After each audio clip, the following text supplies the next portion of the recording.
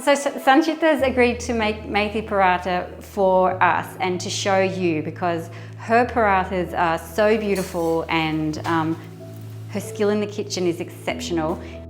She's a far greater cook than I, so acha, chalo, let's go.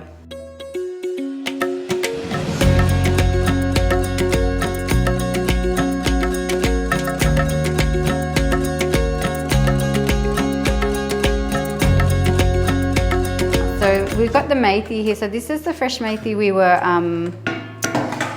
we were cleaning earlier that we got at the HAL market. Essentially what's going to happen is Sanchita's going to show me everything she's doing, and I'm going to translate for you, and then there'll be a recipe at the bottom. So don't worry if we go a little fast. She's like so speedy. So it's just finely chopped. It's a really subtle flavour when it's fresh. Methi, fenugreek leaf, it's really beautiful. Don't want to lose my fingers, but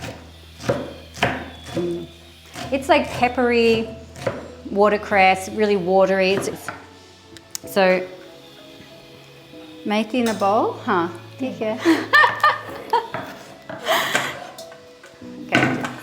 I'm the sous chef and dishwasher right now.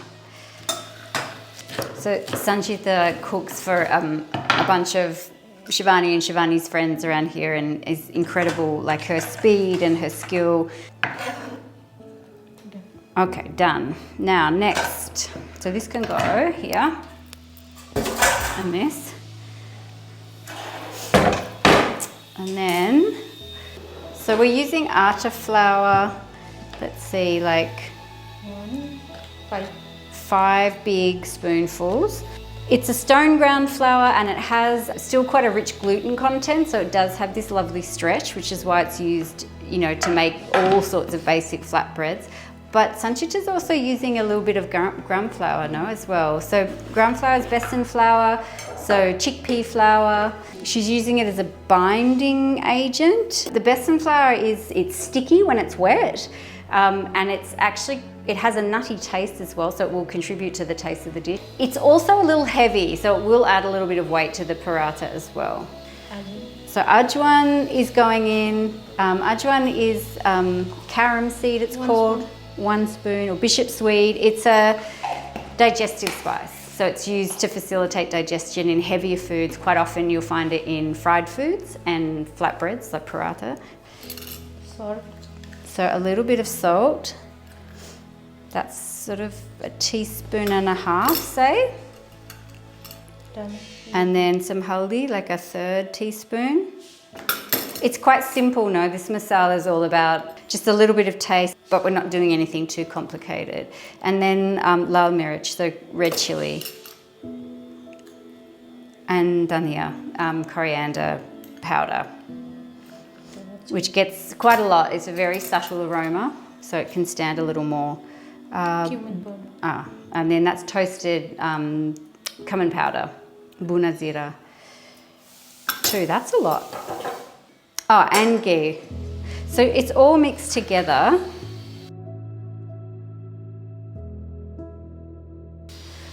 Pani.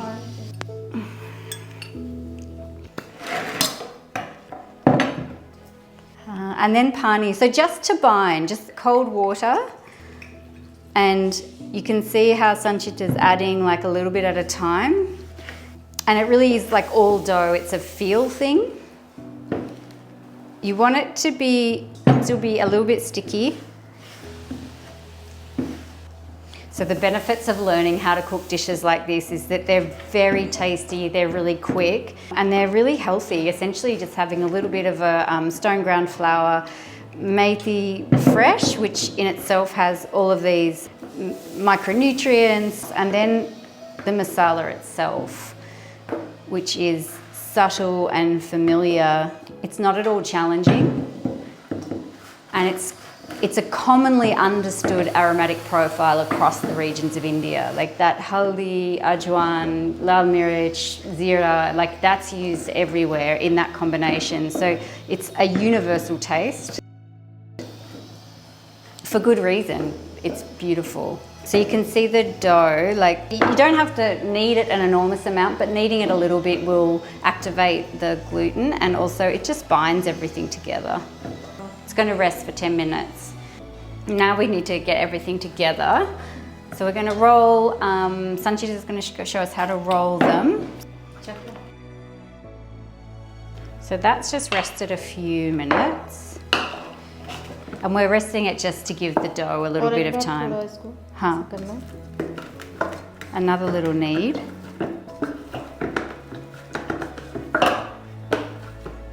So the thing is as well, you can have at home like a big domestic rolling pin, but they don't work with the same finesse as these smaller pins.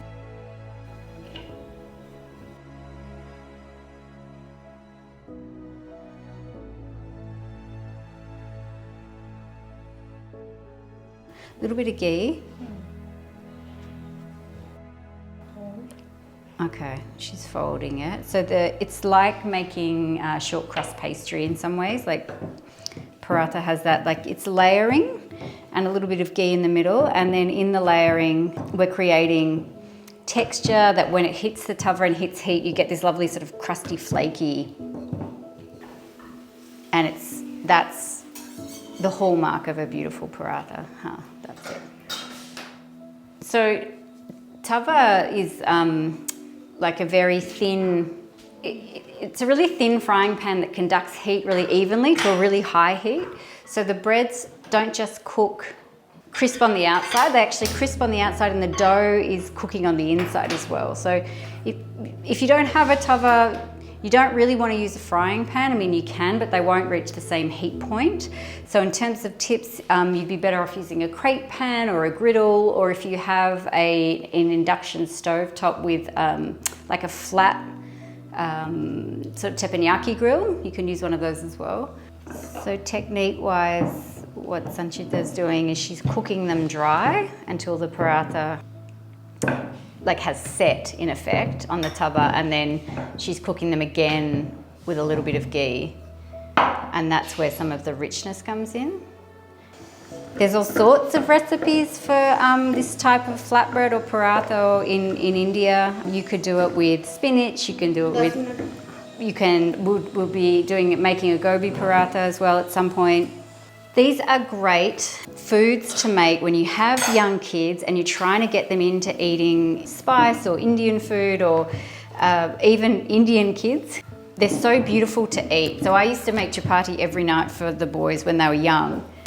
And the rule was that they could have as many chapati as they liked, but they always had to have a little bit of dal or sabzi or rice scooped up in that chapati as they ate. And that was essentially how I trained them to eat. They're great lunchbox additions too. The atta flour on top is just so that when the rolling pin rolls over it, it's not going to stick. All right, I'm going to steal one to taste. Go.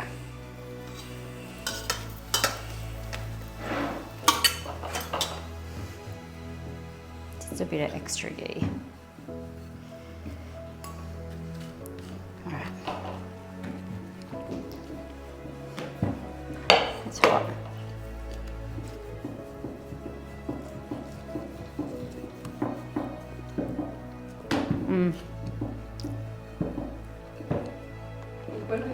It's so good. The methi is like, the masala's perfect. The salt's really lovely. Atta flour is lovely because it's light, but the besan, the gram flour in there, gives it this like kind of nutty backbone, which is great because fresh methi has this very sort of, as I keep saying, like watercress fresh quality. So to give it that little bit of boost by the besan flour is just genius. It's so perfect. Sanchita is botecha. I got to finish up. We got to get out of Sanchita's way. She's trying to make lunch and I'm stealing her kitchen. So thanks, Sanchita. Okay. Thank you. That was really nice. This botecha is so beautiful.